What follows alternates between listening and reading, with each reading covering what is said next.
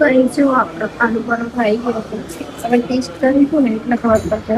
એક વસ્તુ કહું ને તો કે અમદાવાદ જ્યારે પણ આવું ને કોઈ પણ ગામથી તો અમદાવાદ હંમેશા મને નિરાશ કરીને જ મોકલે. ખબર નહીં કેમ. હવે આ સિલસિલો ક્યારેક ખતમ થશે કે આ વખત અમદાવાદ થી ઘરે આવવા બહુ મોડું થઈ ગયું પણ કઈ ચલો. મેઇન વસ્તુ કે હું અમદાવાદ શું કામ ગઈ તો અમદાવાદ છે ને હું એક હેલો એવરીવન, કેમ છો? Good morning. તો સ્વાગત છે તમારું ફરીથી આજના મારા નવા વ્લોગમાં. તો સવારના છે ને 6 વાગ્યા છે ને આજે હું વહેલી ઉઠી ગઈ છું. અને એટલા માટે ઉઠી છું ને કેમ કે આજે મારે જવાનું છે અમદાવાદ એક કામથી. તો આમ તો કામ તો 2 વાગ્યાનું છે પણ હવે બસમાં જવાનું છે એટલે મેં કીધું ટાઈમસર નીકળી જઈએ, જેથી ત્યાં જઈને બેસવું પડે ને તો વાંધો નહીં, પણ મોડું પહોંચાય એવું નથી કરવું આપણે.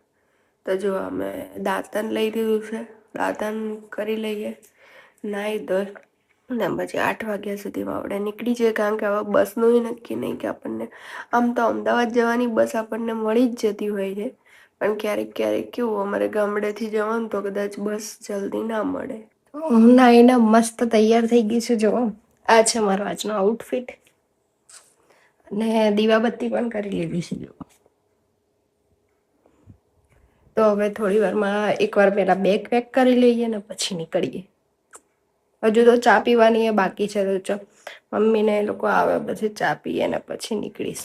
ગાઈસ, મને છે ને બસ મળી ગઈ છે. તો કેવું થયું ખબર કે હું મતલબ ભાઈ મને મૂકવા આવ્યો બસ સ્ટેન્ડ ની ઇકો ઊભી હતી તો મેં વિચાર્યું બેસી જાઉં તો લુણાવાડા સુધી પહોંચી જવાય. તો ઇકોમાં બેઠી તો પછી બાબલિયા આવ્યા અને પછી ઇકો વાળા ભાઈ કે મારે ગેસ પુરાવાના છે તો મારે બહુ વાર લાગશે. તો પછી હું ત્યાં ઉતરી ગઈ ને પછી સારું થયું, ચલો ત્યાંથી મને બસ મળી ગઈ. તો લુણાવાડા સુધીની બસ મળી ગઈ છે. હવે લુણાવાડાથી અમદાવાદની તો 5 મિનિટે મળવાની જ છે એટલે વાંધો નહીં આવે. અને આજે છે ને મસ્ત વાતાવરણ છે. તો ફાઇનલી હું છે ને અમદાવાદમાં એન્ટર કરી ચુક્યા છું. મારે ગીતા મંદિર ઉતરવાનું છે અને 12 વાગી ગયા છે. મતલબ અહીંયા આવતા અંદર કેટલા વાગે તો ખબર 9, 9:30 બેઠી હતી તો હાલ 12 વાગી 12 ઉપર થઈ ગયા છે. હજુ તો ગીતા મંદિર થી આગળ જવાનું છે પણ હજી બસમાં તો હજી ઊંઘ આવે ને મતલબ એની કોઈ હદ જ નથી. મતલબ બસમાં બેહીએ ને જાણે આમ કેવા ચોખા આવવા લાગે.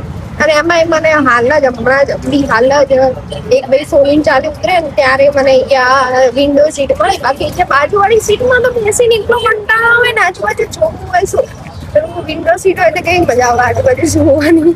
તો ચાલો હવે અમદાવાદમાં જોઈએ કે હવે પાછું ઘરે રિટર્ન કેટલા વાગે જવાશે. ફાઇનલી મારું છે ને 4 વાગ્યાનું કામ હતું, જે મેં 2 વાગ્યાનું કામ હતું ને, તો હાલ 4 વાગી ગયા છે ને હું સવારની હવે નાસ્તો કરવા આવી છું. આજે જગ્યા કોઈ છે નહીં હાલ તો, એમ તો ચા પીધી પણ મેં કીધું કંઈક તો ખાવું પડશે. તો મેં ઓર્ડર કર્યો છે આલુ પરોઠા. તો આલુ પરોઠા આવી જાય અને પછી આપણે બસ સ્ટેન્ડની આગળ જ છે, ગીતા મંદિરની બસ સ્ટેન્ડ આગળ. તો પછી ત્યાંથી આપણે બસ લઈએ તો પછી આગળ જવાનું છે ઘર બાજુ. પણ એક અને આજે છે ને કન્વિનિયન્ટ એ રહ્યું ને મને કે હું મતલબ જ્યાં જવાની હતી ને ત્યાં મતલબ રિક્ષા જાય તો સ્પેશિયલ ભાગ લે. એ તો મતલબ રેપિડો તો મારી માટે ઓલવેઝ કન્વિનિયન્ટ જ હોય છે કે મતલબ કે ક્યાંય પણ જવું હોય તો રેપિડો બુક કરો, ત્યાં આવી જાય, લોકેશન પર આવી જાય, તમને લઈ જાય, મૂકી જાય. મતલબ ધી બેસ્ટ વસ્તુ. તો ચલો આલુ પરોઠાની રાહ જોઈએ. ફટાફટ આલુ પરોઠા આવી જાય એટલે ખાઈ લઈએ. અને 4 વાગ્યા છે ને અમદાવાદમાં તો ભાઈ ભારે વરસાદ આવવા હોય ને એવો માહોલ બની ગયો છે. તો જોઈએ હવે શું થાય છે. ભાઈ જો આપણે આલુ પરોઠા આવી ગયો છે. હવે ટેસ્ટ કરીશું ને એટલે ખબર પડશે. કરીશું એટલે ખબર પડશે કે આ કેવો છે. પણ જોઈને તો એવું જ લાગે છે કે સારો જ બનાવશે, તો બહુ ગરમ છે.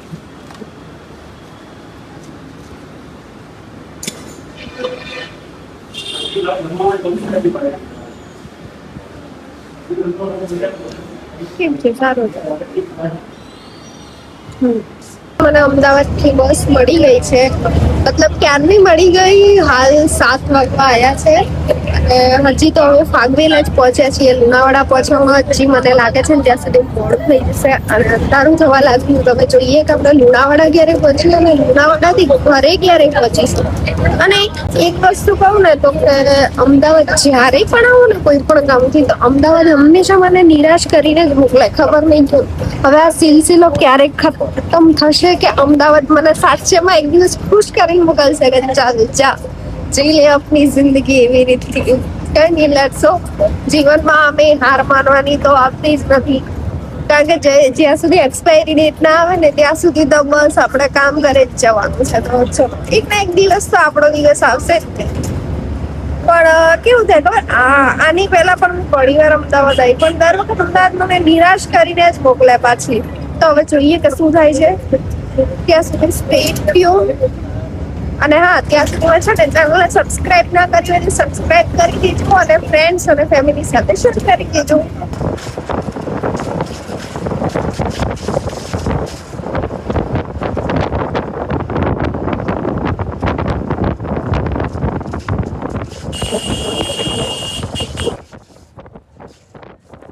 અને હા, એક વસ્તુ છે ને મેં માર્ક કરી છે, મતલબ કે મેં ઘણા બધા બ્લોગ્સ મૂકે છે, મતલબ હમણાંના જ કન્ટિન્યુ બ્લોગ્સ ચાલુ કરે છે, લોંગ બ્લોગ્સ ચાલુ કરે છે.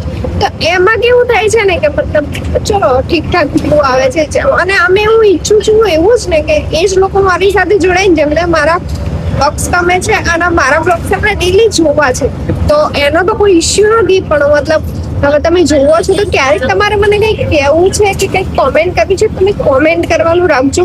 તો આપણી ઇન્ટરેક્શન વધશે અને મને પણ ખબર પડે કે હું બ્લોગમાં કઈ ભૂલ કરું છું, યા તો પછી તમને બ્લોગ સારા લાગે તો પણ મને કહેવાનું રાખો, તો મને થોડો ઉત્સાહ આવે કે ચલો ના. અને આ છે ને, આ મારો બર્થડે મંથ છે, ઓગસ્ટમાં મારી બર્થડે આવે છે. કોઈક સ્પેશિયલ થઈ જાય અને આપણે 1000 સબસ્ક્રાઈબર પર પૂરા થઈ જાય યુટ્યુબ પર, અને ઇન્સ્ટાગ્રામ પર પણ આપણા 150K પૂરા થવા આવ્યા છે, તો જલ્દીથી પૂરા થઈ જાય તો થોડી ઘણી મજા આવે, સેલિબ્રેટ કરવાની એ મજા આવે. તો ચલો, તો છે ને હવેથી ખાસ કે કોમેન્ટ કરવાનું ભૂલતા નહીં. જે કંઈ પણ હોય તમે કોમેન્ટ કરી શકો છો, કારણ કે તમારી પોઝિટિવ કોમેન્ટ છે ને મને બ્લોગ્સ બનાવવા તરફ વધારે પ્રેરે છે. અને છે ને ધીરે ધીરે જેમ કે હવેથી મેં બ્લોગ્સ બનાવવાના ચાલુ કરે છે બહાર, જેમ કે હું બસમાં બ્લોગ બનાવી રહી છું, તો મતલબ હવે મને સંકોચ નહીં થતો, કે મતલબ શરમ જેવું પણ નહીં આવતું કે બધા જોતા હશે ને હું બ્લોગ બનાવું છું. મને કોઈની ફિકર નહીં, કોઈના સામે જોવાનું નહીં, આપણે આપણું કામ કરવાનું, બસ એટલું જ.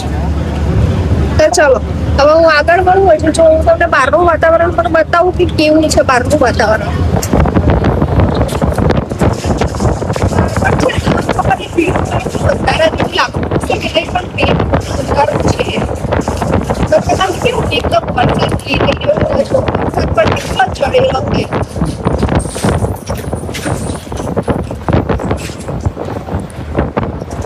પણ મારી ઈચ્છા હતી ને કે આજે બસમાં છું, તો બસમાં હોઉં ત્યારે વરસાદ પડે, બસમાં અહીંયા વરસાદ પડે જોવાની વધારે મજા આવે. પણ હવે વરસાદ ના પડે તો ખબર નહીં, અંધારું પડે પછી વરસાદ પડે તો શું ખબર. પણ હવે ચલો, લેટ્સ હોપ કે આપણે શાંતિથી લુણાવાડા ફટાફટ પહોંચી જઈએ, કારણ કે લુણાવાડાથી આપણે હજુ ફરી જવાનું છે. તો કઈ નહીં, લુણાવાડા પહોંચ્યા પછી તો આપણે બાદશાહ છીએ, આપણું જ છે. એ બોલો નહીં કેતા આમ આપણે ટણી મારીએ કે ના અપના ઇલાકા હે, એવું આપણો જિલ્લો છે ને. આમ તો આપણું ગુજરાત તો વળી સેફ જ છે, બહુ જ સેફ છે. તો ચલો, બાકી આજે વાતાવરણ મસ્ત છે, મતલબ આ નજારા જોતા જોતા સફર ક્યારે નીકળી જશે ને ખબર નહીં પડે. પણ રસ્તા થોડા ઉપર ખાબર થઈ જાય છે, પણ કઈ વાંધો નહીં, આટલું બધું ચાલે જ કરે નોર્મલી. તો હવે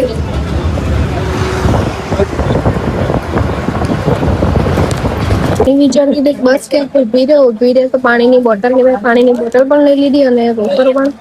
અને એમ પણ વિચારતી હતી ક્યારે વરસાદ પડે, હું બસમાં શાખા પણ ચાલુ થઈ ગયા છે અહીંયા.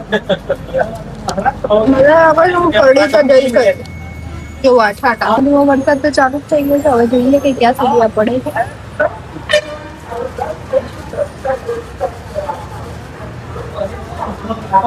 છે ને મેં બસમાં એટલી મુસાફરી કરી લીધી, તો હવે મને એવું લાગે છે કે ઝિંગ બસે તો મને એકવાર અપ્રોચ કરી અને શું કહેવાય પેલું સ્પોન્સર તો કરવું જ જોઈએ ઝિંગ બસનું. શું કહેવું છે તમારું? કઈ નહીં, મસ્ત વરસાદ પડવાનો છે ને, આપણે એન્જોય કરતા કરતા જવાનું છે. ચલો મળીએ તમને આગળ. એનું નસીબ તો જુઓ, લુણાવાડા પહોંચીને લુણાવાડા ઉતરીને તરત જ મને મોડાસાની બસ મળી ગઈ, એટલે આપણને બાબરલે સુધી ઉતરી જવાય. મને એમાં તો બસ નહીં મળે પણ પડી ગઈ. તો હવે ફાઇનલી ઘરે જવા નીકળું છું, અને મેં ભાઈબોને બોલાવી લીધો હતો, એટલે ભાઈબો પણ આવી ગયો છે. અને જો તો હાલ તો અંધારું થઈ ગયું છે, 8 વાગી ગયા છે. આ વખત મારે આવા મોડું થઈ ગયું નહીં? આ વખત અમદાવાદ થી ઘરે આવવા બહુ મોડું થઈ ગયું, પણ કઈ ચલો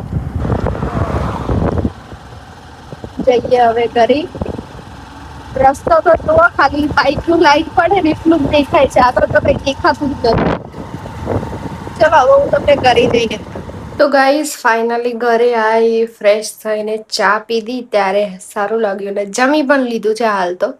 તો તમે છે ને હવે ને હા મેઇન વસ્તુ કે હું અમદાવાદ શું કામ ગઈ, તો અમદાવાદ છે ને હું એક જોબને રિલેટેડ વસ્તુને લઈને જ ગઈ હતી. તો જ્યારે ત્યારે બી મને એનું રિઝલ્ટ મળશે ત્યારે પછી હું તમારી જોડે આખું સ્ટોરી શેર કરીશ. ત્યાં સુધી તમે વ્લોગ આમને આમ જોતા જ રહેજો અને આપણા ડેલીના ડેલી વ્લોગ આવતા જ રહેશે. તો ચેનલને સબસ્ક્રાઇબ કરી દેજો, બ્લોગને લાઇક કરી દેજો અને ફેમિલી સાથે શેર કરવાનું ના ભૂલતા. તો હું મળું તમને પાછી નવા બ્લોગમાં. Bye bye.